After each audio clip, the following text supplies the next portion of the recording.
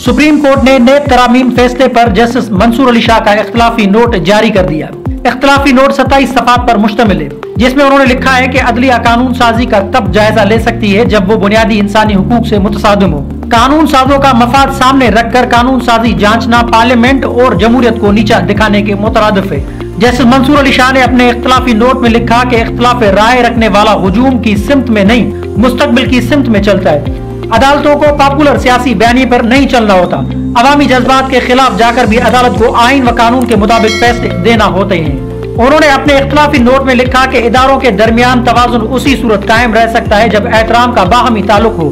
पार्लिमानी निजाम में अदलिया को एग्जीक्यूटिव या मुकन्ना के मुखालिफ के तौर पर नहीं देखा जाता। अदलिया को उस वक्त तक तहम्मुल का मुजाहरा करना चाहिए जब तक आईनी हुदूद की खिलाफ वर्जी न हो।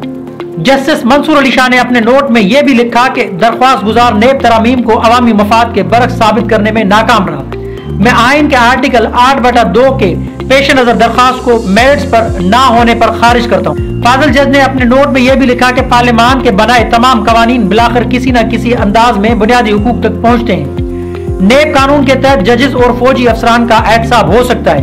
केस की 50 समातों पर सवाल किया कि क्या फौजी अफसरान और जजेस का एहतसाब हो सकता है। फौजी अफसरान और जजेस भी नेब तरामीम के तहत काबिल एहतसाब है।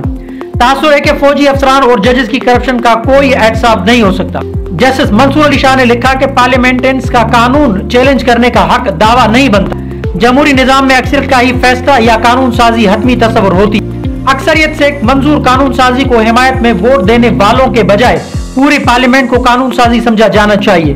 पार्लियामेंट में कानून साजी से इख्तिलाफ करने वाले उसको चैलेंज करने का अख्तियार नहीं रखते। अदालत पार्लियामेंट के अंदरूनी मामलात में मदाखलत नहीं कर सकती। मजीद खबरों और अपडेट के लिए जोत न्यूज़ को लाइक करें, सब्सक्राइब करें और कमेंट सेक्शन में अपनी राय का इजहार ज़रूर करें। अल्लाह हाफिज़।